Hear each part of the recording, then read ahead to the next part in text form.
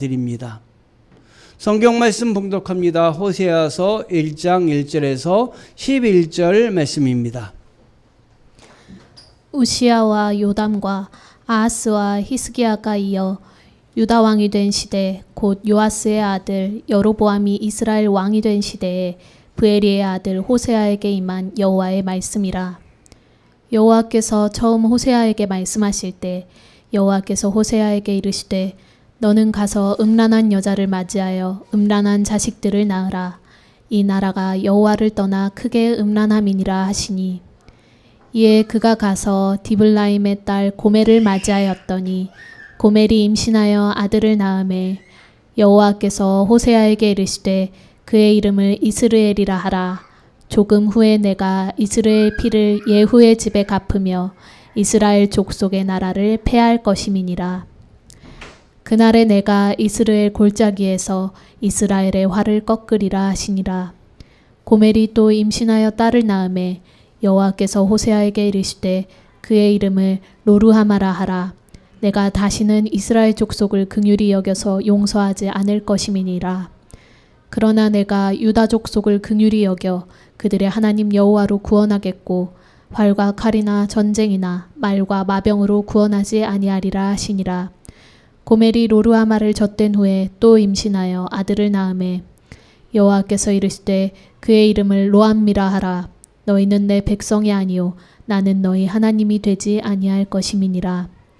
그러나 이스라엘 자손의 수가 바닷가에 모래같이 되어서 헤아릴 수도 없고 셀 수도 없을 것이며 전에 그들에게 이르기를 너희는 내 백성이 아니라 한 그곳에서 그들에게 이르기를 너희는 살아계신 하나님의 아들들이라 할 것이라. 이에 유다 자손과 이스라엘 자손이 함께 모여 한 우두머리를 세우고 그 땅에서부터 올라오리니 이스라엘의 날이 클 것이미로다. 이는 살아계신 하나님의 말씀입니다. 아멘. 주님을 찬양합니다. 아멘. 오늘은 조금 전에 읽어드린 말씀으로 이해하기 힘든 명령이라는 제목으로 함께 은혜를 나눕니다. 여러분 살면서 이해하기 힘든 명령을 받으실 때가 있으셨습니까? 오늘 성경 말씀에도 그렇지만 모세라는 사람이 하나님께 너는 애굽에 있는 우리 백성들을 이끌고 나와라고 했을 때 모세는 그 명령을 이해하기 힘이 들었어요. 그래서 하나님 앞에 하나님 저 말고 보낼 만한 자를 보냈소서. 저는 말도 못하고 어리석습니다 하고 거절했던 것을 우리는 성경에서 보고 알고 있습니다. 또 다윗 왕이 기름 부음 받고 나서 그를 죽이려고 쫓아오는 사울 왕의 그 칼날을 피해 도망 다니다가 어느 날 다윗 왕이 숨어 있는 그 동굴로 용변이 심하게 마려웠던 그 사울 왕이 거기에 다윗 왕이 또 그의 부하들이 잔뜩 숨어 있는 걸 모르고 그 동굴로 들어왔던 것을 기억합니다. 동굴로 사울 왕이 들어왔을 때 그 부하들이 지금이 기회라고 그랬어요. 성경에는 이 다윗 왕이 하나님이 기름 부어 세운 종을 내가 내 마음대로 해할 수가 없습니다 라고 하는 말만 나와 있지만 저는 그걸 한번 묵상을 해봤어요.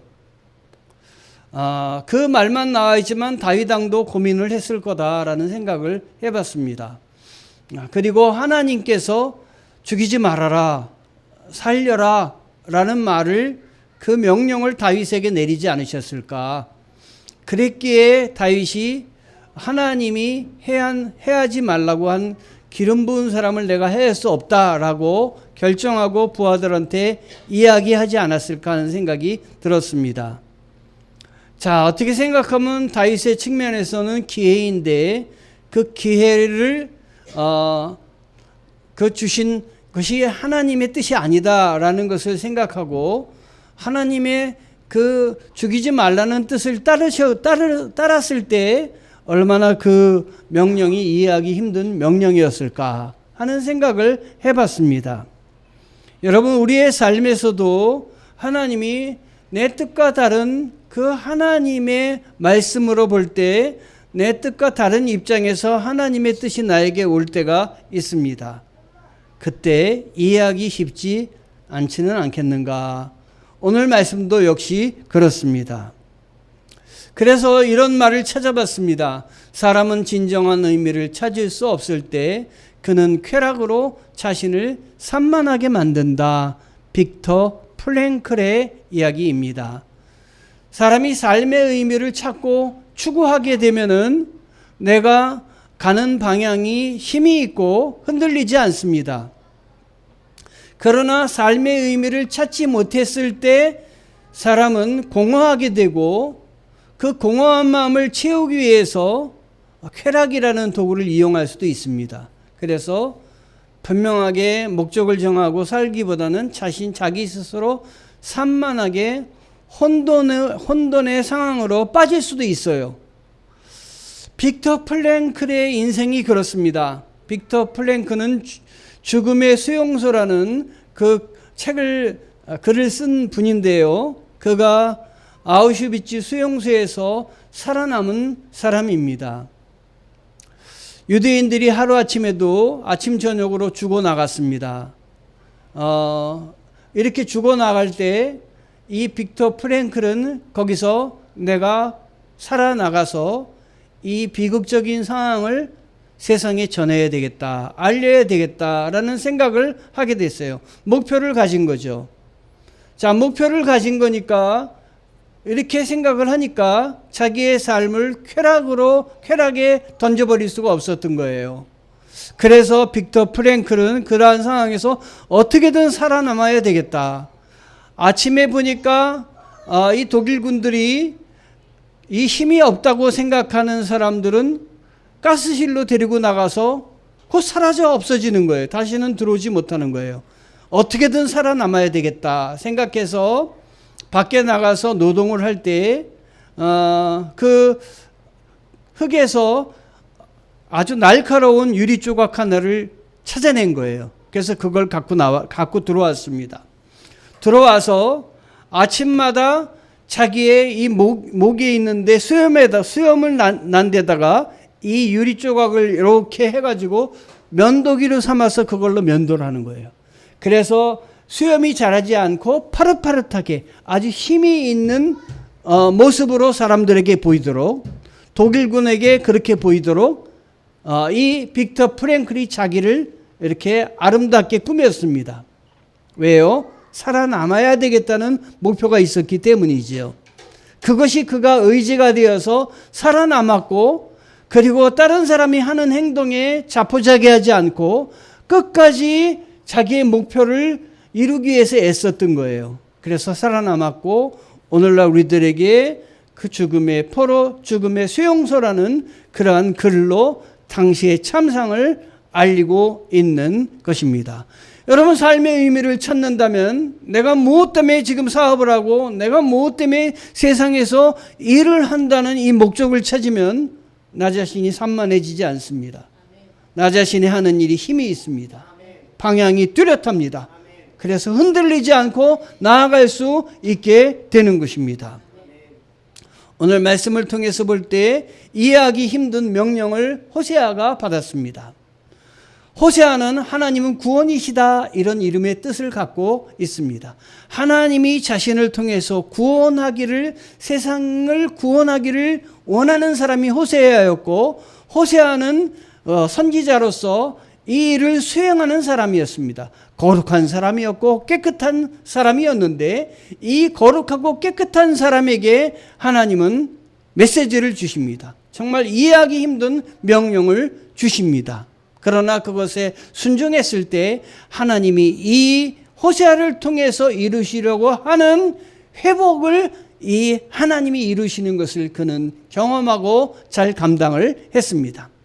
성경에 나타난 하나님의 명령은 때때로 우리의 상식과 감정을 거스릴 수가 있습니다.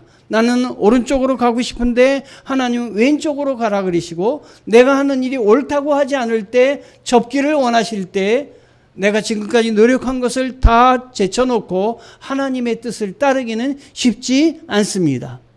호세아에게 임한 명령은 뭐냐면, 너는 가서 음란한 여자를 맞이하여 아내를 삼으라 라는 호세아 1장 2절의 말씀이었습니다. 자, 그 여자의 이름은 고멜이었는데 세상적으로도 아주 타락한 여자였습니다. 자기 몸을 함부로 대하는 음란한 여자였습니다. 제사장으로 그 여자를 가까이 한다는 건 이건 죄악입니다. 그런데 하나님이 뭐라고 그러시냐면 그 여인과 결혼하라고 합니다. 자기의 뜻과는 또 자기의 직책과는 완전히 다른 뜻밖의 이야기를 전했을 때 이 호세아는 이해하기 힘든 명령이 그에게 떨어졌다고 생각했을 것입니다. 그때 어떻게 했겠습니까? 호세아에게 주어진 이 명령의 의미는 무엇일까? 이렇게 우리를 가르치기 위해 매우 때때로는 파격적이고 이해하기 힘든 명령과 이야기를 우리 주님은 우리에게 하실 때가 있습니다. 단순한 결혼에 이 음란한 여인과 결혼하라는 이 명령이 아니라 이것은 이스라엘의 영적 상태를 보여주고 그리고 하나님의 사랑을 드러내는 상징적인 행동이었던 것입니다. 여러분, 하나님의 말씀이 여러분들에게 와서 여러분으로 하여금 하나님이 여러분이 생각하는 다른 방향과 나아가기를 원하실 때 깊이 생각하시기 바랍니다. 하나님이 나에게 뭘 얘기하시고 지금 내가 어떤 방향으로 나아가기를 원하시는가 생각하셔야 됩니다. 제가 얼마 전에 이해하기 힘든 일이 있었어요. 제가 전화번호를 바꿨습니다. 어떤 분이 저한테 문자를 보냈는데 자녀가 결혼한다고 하는 문자였어요. 그래서 그 문자를 당연히 잘 알고 있는 분이 보낸 문자니까 열어보지 않겠습니까? 그걸 열었더니 바이러스가 그냥 저한테 퍼진 거예요. 그분한테 문자가 왔어요. 목사님, 제 폰이 감염이 돼가지고 그런 문자가 혹시 가셨다면은 빨리 은행에 연락하셔서 은행을 차단시키시고 전화도 바꾸셨으면 좋겠습니다. 그러니까 그 순간 너무 놀랬기도 했지만 제 마음에서 또 하나 나오는 마음은 왜 그런 문자가 문자로 감염이 돼가지고 왜 나한테까지 피해를 일으켜줘? 하는 생각이 강했어요. 그래가지고 저희 집사람한테 화가 나가지고 막 원망을 했습니다. 그랬더니 저희 집사람이 그건 당신 잘못이니까 괜히 그 사람한테 원망하지 말고 당신 스스로 잘못했다는 거를 생각하고 고치면 되잖아, 이렇게 얘기를 해주더라고요. 여러분, 그러나 저는 이해가 안 됐어요. 그래서 계속 화를 내고 은행에 가가지고 은행의 모든 계좌를 다 바꾸고 전화번호를 바꾸고 또 지금까지도 저와 알고 있는 분들에게 전화번호가 바뀌었다고 얘기하고 왜 이렇게 바뀌었다고 또 설명하게 되고 그런 일들을 하면서 한번 생각을 해봤어요. 하나님이 왜 이렇게 이해하기 힘든 일들을 나에게 허락하셨을까? 그러다가 제가 내린 결론은 하나님이 지금까지 나의 삶을 리셋하기를 원하시는구나. 제가 그렇게 받아들인 거예요. 하나님이 나의 삶을 리셋하기를 원하시는구나. 그래, 지금까지 그냥 막 물 흐르듯이 왔던 나의 삶이라면 이 기점을 해서 또 한 번 이 삶을 들여다보자. 내가 과연 하나님 보시기에 옳은 방향으로 가고 있나. 다 바꾸면서 저의 삶도 또 리셋을 하는 놀라운 경험을 하게 됐습니다, 여러분. 하나님이 우리에게 어떤 명령을 주실 때 우리는 그 단면을 들여다보고 하나님이 기뻐하시는 삶을 내가 살아가고 있는지 한번 나 자신을 들여다볼 필요가 있습니다. 그리고 하나님의 명령에 하나님은 바른 명령만 하시니까 말씀에 입각해서 내가 원하는 것을 하나님에게 돌리고 리셋한다면 하나님의 축복이 내 가운데 더욱더 넘치게 임하여 주실 줄 믿습니다. 자, 우리 가운데 이해하기 힘든 명령을 받았을 때 그것을 내가 이해할 수 없다고 해서 내칠 수도 있습니다. 그러나 그것을 믿음으로 받으면 충만공식이 임할 줄 믿습니다. 그러면 주어지고 찾아지고 안 열릴 일들도 열려지는 역사가 있을 줄 믿습니다. 혹시 여러분 가운데 결핍과 상실과 단절이 있다면 다시 한번 리셋하시기 바랍니다. 그래서 하나님이 원하시는 포지션으로 여러분을 바꾸시기 바라요. 그러면 하나님의 축복이 여러분 위에 넘치도록 임할 줄 믿습니다. 이해하기 힘든 명령 속에 담긴 하나님의 마음과 구속의 계획이 있다 하는 것입니다. 여러분, 오늘 선지자 남편 호세와 타락한 아내 고멜이 결혼하라고 하십니다. 무엇을 상징하는 것인지 아십니까? 선지자 남편 호세아는 하나님을 상징합니다. 하나님은 거룩하시고 하나님은 항상 옳으십니다. 그러나 타락한 아내 고멜과 결혼하라고 하는데 타락한 아내 고멜은 방탕한 이스라엘의 현재의 모습입니다. 하나님이 이스라엘의 방탕한 고멜에게 호세아로 하여금 결혼하게 하시는 것은 그 성과 속이 하나가 되는 역사를 명령하시는 것입니다. 하나님께서는 타락한 우리들도 타락한 사람도 내치시는 것이 아니라 결혼하게 하시고 그리고 하나가 되게 해주셔서 회복의 은혜를 허락하시려고 하시는 것입니다. 여기에 하나님의 큰 은혜가 담겨 있습니다. 겉모습을 볼 때는 선지자 호세아의 높은 제사장적 지위를 버리고 고멜과 타락한 여인과 결혼하라 품으라 하는 내용이지만 하나님이 우리를 품으신다는 것이에요. 죄인인 우리들을 용서하신다라는 그 메시지가 이 말씀 가운데 담겨져 있는 것입니다. 여러분, 고멜은 아주 음란한 여인이었습니다. 몸을 도구로 해서 쾌락을 사람들에게 파는 그러한 여인이었습니다. 이스라엘은 하나님의 은혜로 세워졌지만 그러나 하나님을 멀리하고 다른 신을 섬겼습니다. 이 모습이 꼭 음란한 여인이 자기를 파는 모습과 같았다. 고멜이 남편의 사랑을 배반한 것처럼 이스라엘이 택하신 하나님을 배신하고 떠난 상황을 지금 호세아서 전체는 보여주고 있는 것입니다. 나의 이해와 하나님의 뜻 사이에서 호세아는 이 명령을 감정적으로 사회적으로 받아들이기 쉽지 않았을 것입니다. 그 몸을 파는 여인 고멜과 결혼해라. 그러나 이 호세아는 하나님은 구원이시다 이런 이름의 뜻을 갖고 있는 호세아는 즉시 순종합니다. 여러분, 얼마나 고민을 많이 했겠습니까? 제사장인데, 그리고 거룩한 존경받는 사람인데, 그러나 그는 하나님 우선으로 순종합니다. 하나님의 뜻이 있으시겠지.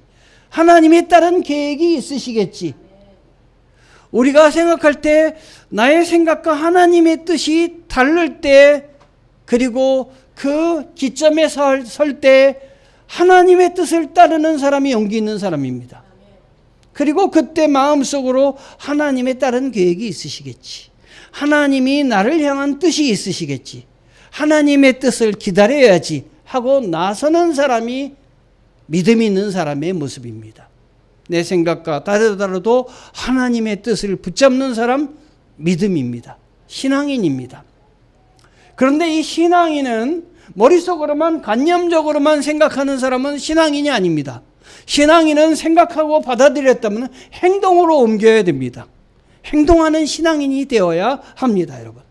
여러분이 사회적으로 많이 일을 하고 그리고 그곳에서 많은 소득을 얻고 할 때 여러분의 생활도 영위해야 되겠지만 주위의 사람들도 돌아보며 그들에게도 내가 나눔의 시간, 나눔의 물질을 나누는 것, 이건 행동하는 것입니다.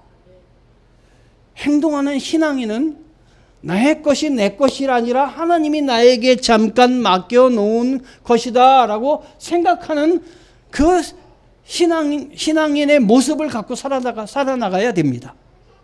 또 교회도 마찬가지입니다. 교회가 규모를 넓히고 또 교회를 더 굳건하게 세우는 데만 하나님이 주신 물질을 사용하는 것이 아니라 이웃을 향해서 나눠주고 작은 물질이라도 섬기는 것이 바로 하나님이 귀하게 여기는 교회의 모습입니다. 그것은 교회가 아주 연약할 때부터 시작해야 됩니다. 교회가 힘이 없을 때부터 시작을 해야 됩니다. 힘이 없을 때 하지 않으면 힘이 있을 때 할 것 같은데 못합니다, 여러분. 물질이 없어도 하나님께 영광을 돌리고 하나님을 위해서 써야 되겠다고 생각하고 마음먹는 것, 그건 하나님의 뜻을 붙잡는 것입니다. 고멜이 남편의 사랑을 배반하는 것처럼 이스라엘은 하나님을 배신하고 떠났습니다.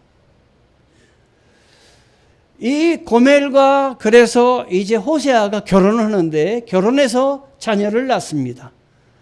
이 태어난 자녀의 이름을 생각할 때 여러분은 어떻게 씁니까? 여러분이 자녀의 이름을 지을 때 어떻게 짓습니까? 은혜 가운데 지으려고 애를 쓰지 않습니까? 그리고 좋은 이름을 져줍니다. 그런데 이 고멜과 호세아 사이에 낳은 자녀들의 이름은 뜻하지 않게 심판과 경고가 그 이름에 담겨 있습니다. 그래서 보면 첫째 아들의 이름이 이스르엘입니다. 심판의 골짜기입니다. 짓다 심판의 골짜기. 아들의 이름이 심판의 골짜기다. 이 이름 짓기가 얼마나 어려웠겠습니까? 딸을 낳습니다. 로암미, 긍휼이 없음이란 뜻입니다. 자, 딸의 이름을 이렇게 짓고 싶었을까요? 또 아들을 낳았습니다. 로루하마. 저는 한국적인 이름으로 로를 노루 하면 노루와 하마다. 로루하마, 내 백성이 아니다, 이렇게 이름을 줬습니다.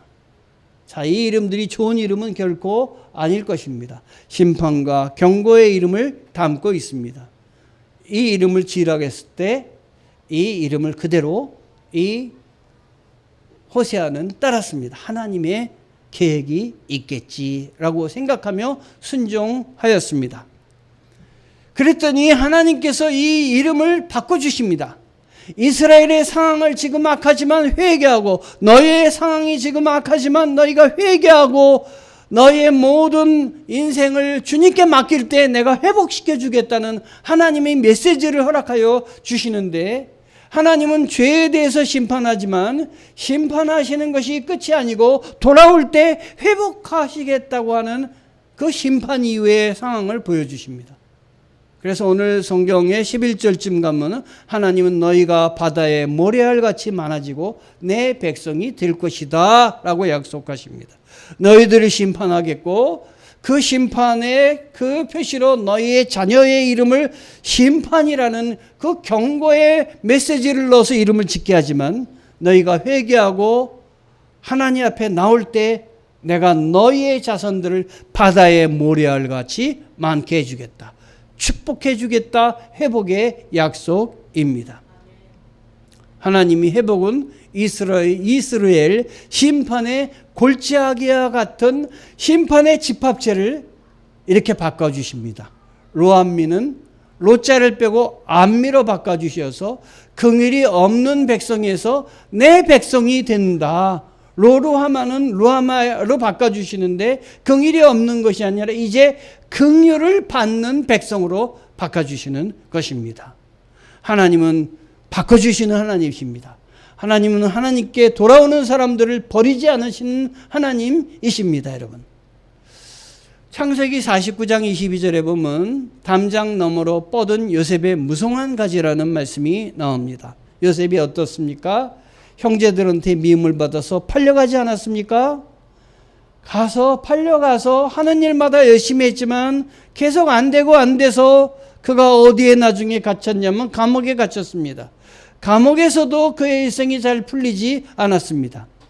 그런데 끝까지 하나님을 붙들었을 때 하나님이 요셉을 축복하시고 그의 가지가 담을 넘도록 무성한 가지가 되도록 한 나라의 국무총리가 되도록 그를 이끌어 주셨던 것을 기억합니다. 하나님 우리를 통해서 훈련시키시고 우리를 세우시는 하나님이십니다. 그래서 호세아서 6장 1절에 가보면은 하나님께서 호세에게 말씀하시는데 우리가 하나님께로 돌아가자 이렇게 말씀하고 계십니다. 어제 호세아서 1장부터 14장까지 다 읽었는데요. 쭉 읽으면서 6장에 딱 머물렀을 때 이 말씀이 굳게 들어왔어요. 우리가 하나님께로 돌아가자. 여러분 하나님께로 돌아가시고 하나님이 소망하시는 것이 무엇인지 다시 붙잡으시는 여러분 되시기를 바랍니다. 하나님보다 더 사랑하는 것이 있었다면 그게 우상입니다. 그 우상 숭배가 하나님이 슬퍼하시고 하나님이 노하시는 죄인 것입니다. 믿음은 영적 방황을 끝내고 하나님보다도 더 사랑하는 것을 붙잡고 있는 것을 버리고 진정 하나님께로 다시 돌아오는 것, 이게 믿음의 결단입니다. 절망 속에서도 아주 어려운 가운데서도 하나님을 찾으시고 하나님께서 그 희망으로 인도하시는 분이 바로 하나님이십니다. 다시 일으켜 주시는 분이 하나님이십니다. 안 된다고 할 때도 나의 모든 일들이 힘이 없다고 할 때도 주님을 붙드시기 바랍니다. 그러면 주님께서 동행하여 주실 줄 믿습니다. 오늘 아침에 우리의 인생의 옆에 있는 5명의 그 평균치가 우리다라는 말씀을 보내드렸습니다. 여러분 내 주위에 어떤 5명이 있는지 돌아봐 보세요.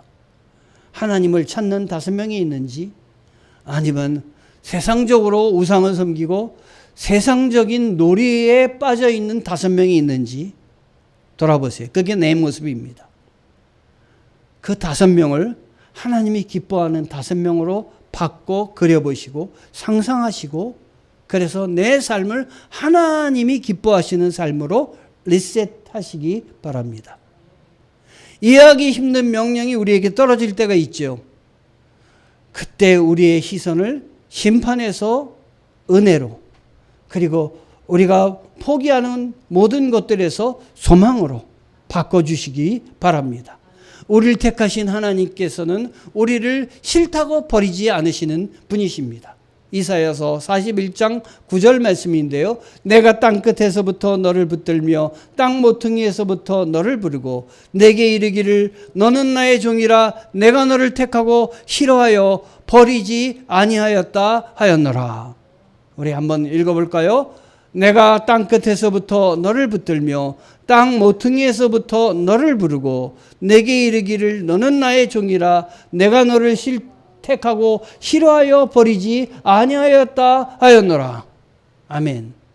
하나님이 우리를 택하고 싫다고 버리지 않으신다.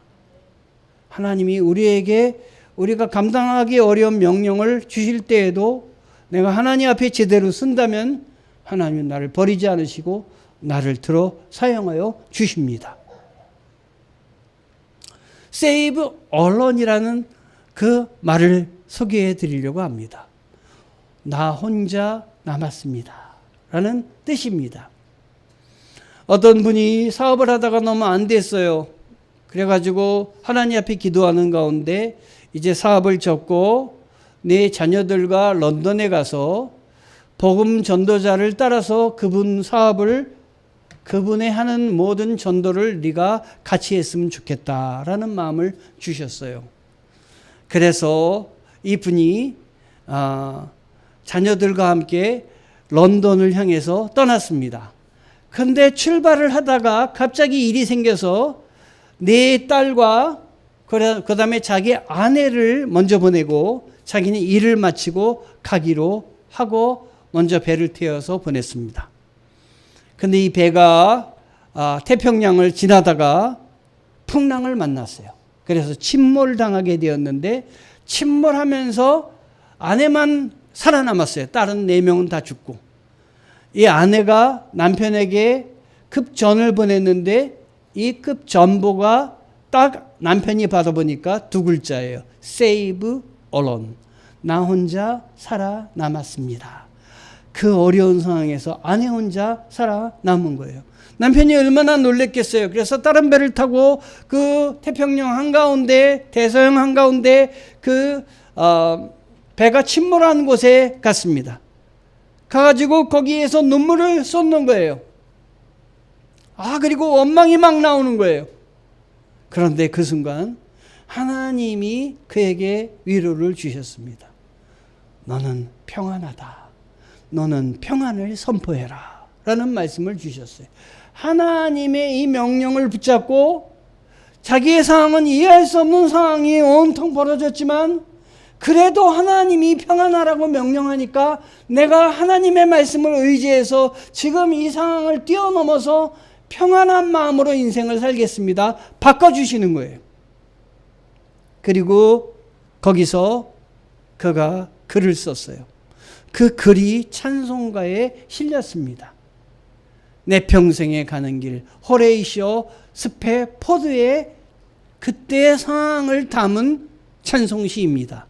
내 평생에 가는 길 순탄하여 늘 잔잔한 강 같든지 큰 풍파로 무섭고 어렵든지 나의 영혼은 늘 편하다.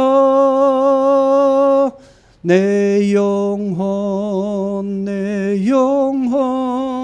평안해 평안해 내 영혼 평안해. 여러분, 그 상황이 평안할 수가 있겠습니까? 아내만 남고 네 딸은 세상을 떠났는데 어떻게 평안할 수가 있겠습니까? 그러나 자기의 감정을 붙잡은 것이 아니라 하나님의 주시는 명령을 붙잡고 평안하라고 하는 명령을 붙잡았을 때 그는 자기의 감정에서 하나님의 말씀으로 쑥 빠져들어갔던 것입니다. 그래서 그가 살아날 수 있었고 그가 어려운 상황에서도 견뎌내고 하나님의 영광을 드러낼 수가 있었던 것입니다. 저 마귀는 우리를 삼키려고 입 벌리고 달려와도 예수는 우리의 대장되니 끝내 싸워서 이기리라. 내 지은 죄 주홍빛 같더라도 주 예수께 닿으려면 그 십자가 피로써 다 씻으사 흰눈보다 정하리라. 저 공중에 구름이 일어나며 큰 나팔이 울릴 때 주 오셔서 세상을 심판해도 나의 영혼은 겁 없으리. 이해할 수 없는 상황에서도 하나님 주시는 명령을 붙들었을 때 그의 삶 가운데 행복과 그의 영혼의 평안이 가득 찰 수 있었던 것입니다. 그러므로 하나님의 명령을 어떤 자세로 받아야 될까요? 이해보다 순종이 먼저입니다. 여러분, 하나님의 말씀을 어떻게 다 이해하고 순종할 수가 있겠습니까? 이해할 수 없는 것이 있습니다. 하나님의 놀라운 성품을 어떻게 우리의 좁은 생각과 의지로 다 이해할 수가 있겠습니까? 하나님의 말씀은 이해하면서 믿는 것이 아닙니다. 이해보다 먼저 순종하는 것이 믿는 자의 자세인 것입니다. 호세아처럼 우리의 감정과 계산을 내려놓고 그 고멜과 그 음란한 고멜과 결혼하라고 했을 때 순종할 때 하나님이 뜻이 드러내는 것입니다. 너희가 아무리 악하더라도 너희가 아무리 죄악이 넘치더라도 나는 너를 품는다. 나는 너를 사랑한다. 너는 나에게 돌아와라. 내가 너를 용서하리라. 내가 너를 붙들어 주리라. 하나님의 말씀입니다. 하나님의 부르심은 용서할 수 없는 사람도 품으라고 하는 것입니다. 하나님이 나를 품으셨는데 나도 품어야 되는 것입니다. 나도 사랑해야 되는 것입니다. 이게 믿는 자의 모습입니다. 믿는 자의 행함의 표시입니다. 하나님의 명령을 받는 자세는 하나님이 먼저 나를 사랑하셨음을 기억하면 가능한 것입니다. 나는 안 되지만 하나님이 나를 나 같은 사람도 용서하셨는데 나 같은 사람도 품으셨는데 안 된다는 생각을 접어버려야 되는 것입니다. 하나님의 사랑은 우리를 끝까지 포기하지 않습니다. 로한미를 안미로 긍휼이 없는 우리들을 내 백성으로 품으시고 로르하마를 루하마로 긍휼 없는 우리에게 긍휼로 받아주시고 함께 하시는 하나님이십니다. 우리 교회 표어가 옆에 벽에 붙어 있습니다. 우리 교회 표어는 구하라, 찾으라, 두드리라 입니다. 뭘 구합니까? 말씀을 통해서 하나님의 뜻을 구해야 합니다. 뭘 찾아야 됩니까?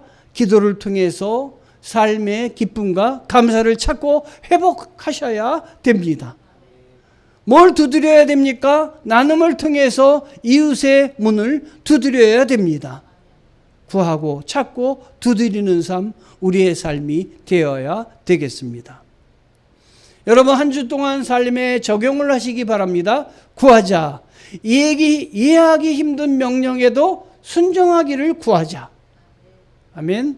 여러분이 한 주간의 여러 가지 일들 가운데 이해하기 힘든 명령, 이해하기 힘든 상황이 벌어질지라도 놀라지 마시고 순종하시면서 구하시기 바랍니다. 찾자. 그 음란한 고멜도 용서하시고 품으시는, 회복시키시는 하나님의 사랑을 여러분도 경험하시고 삶의 의미를 찾으시기 바랍니다. 두드리자. 하나님의 포기하지 않으시는 크신 사랑이 나에게 계속해서 임하도록 마음의 문을 두드리시기 바랍니다. 아까 찬송가를 작시한 그분은 내 딸이 그 물에 빠져서 모두 세상을 떠나는 그러한 상황에서도 하나님의 음성을 듣고 위로를 얻었습니다. 하나님의 음성을 들을 때 우리가 일어설 수가 있는 거예요. 세상을 붙잡고, 그리고 내가 더 중요시하는 것을 붙잡고 나아가는 신앙생활이 아니라 하나님을 붙잡고 하나님이 기뻐하시는 일들을 향해서 나아가는 인생으로 바꾸시고 리셋하시기 바랍니다. 인간적으로 이해가 되지 않는 명령 속에서 끝까지 포기하지 않는 하나님의 사랑이 있는데 그걸 호세아는 경험했습니다. 따랐을 때 하나님의 회복이 그와 그의 나라에 임했습니다. 여러분, 이해되지 않는 상황 중에 가장 이해되지 않는 건 무엇이었을까요? 저는 예수 그리스도이셨다라고 생각이 됩니다. 이 땅에 오셔서 말씀을 전하시고 하나님의 아들 외에 죄 없는 분이 죄인들을 위해서 죽으셨을까? 그분이 아마 십자가에 달려야 한다는 그러한 그 내용을 이해하셨을 때 우리 주님이 가장 이 납득되지 않는 하나님의 명령으로 완전한 인간으로 오신 예수 그리스도는 받으시지 않았을까 생각이 듭니다. 내가 왜 이걸 죄인들을 위해서 내가 하늘의 권위를 포기하고 이 땅에 와야 되며 내가 왜 이들을 위해서 십자가에 달려야 되지? 분명히 고민하셨을 거예요. 그게 그렇게 찾아보면 어디에 나오냐면 겟세마네 동산에서 십자가를 지기 전에 아버지, 나는 이 잔을 마시기를 원치 않습니다 라고 하나님께 기도하지 않아요? 그런데 예수님은 이해되지 않는 상황에서 자신의 뜻을 내려놓고 내 뜻대로 하지 마시고 아버지의 뜻대로 하옵소서 하고 결단하시는 게 바로 예수님의 모습이었어요. 이게 모델이 되었으면 좋겠어요. 내 뜻대로 하지 마시고 아버지의 뜻대로 하옵소서. 우리의 삶에 어떤 일이 있든지 간에 내가 이해되지 않는 일들로 흘러가고 이해되지 않는 일들이 나에게 올 때 하나님께 드릴 기도는 내 뜻대로 하지 마옵시고 아버지의 뜻대로 하옵소서. 아버지의 계획대로 하옵소서. 내가 따르겠나이다. 내가 순종하겠나이다. 하나님의 뜻을 이루어 주시옵소서. 이게 우리들의 고백이어야 됩니다, 여러분. 그랬더니 우리에게 영생을 주시지 않았어요? 우리에게 죄사함을 주셔서 하나님께 나아갈 수 없는 우리 인생을 하나님께로 나아가는 역사를 우리 주님이 허락하여 주셨잖아요. 하나님이 세상을 이처럼 사랑하사 독생자를 주셨으니 누구든지 이를 믿는 자마다 멸망하지 않고 영생을 얻게 하려 하심이라. 영생의 길이, 영원한 생명의 길이 우리들에게 열렸잖아요.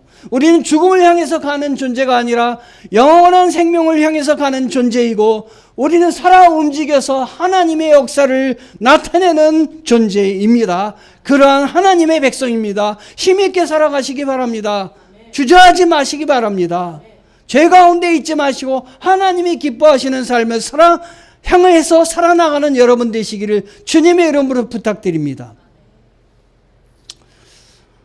여러분, 하나님께서 나에게 이해하기 힘든 명령을 하실지라도 예수님처럼 순종하여서 여러분이 사랑의 통로가 되시기를 바랍니다. 기도하시겠습니다. 하나님, 은혜에 감사합니다. 이해하기 힘든 명령임에도 불구하고 따랐던 믿음의 선조들처럼 하나님, 우리도 하나님 앞에 하나님만을 위해서 나에게 중요하다고 생각하는 모든 것들을 뒤로 미루고 하나님을 붙잡고 나아가는 삶이 되게 도와주시옵소서. 이런 저희들에게 성령 부어주시고 은혜 부어주시어서 끝까지 감당할 수 있도록 도와주옵소서. 우리 주 예수 그리스도의 이름으로 감사드리며 기도합니다. 아멘.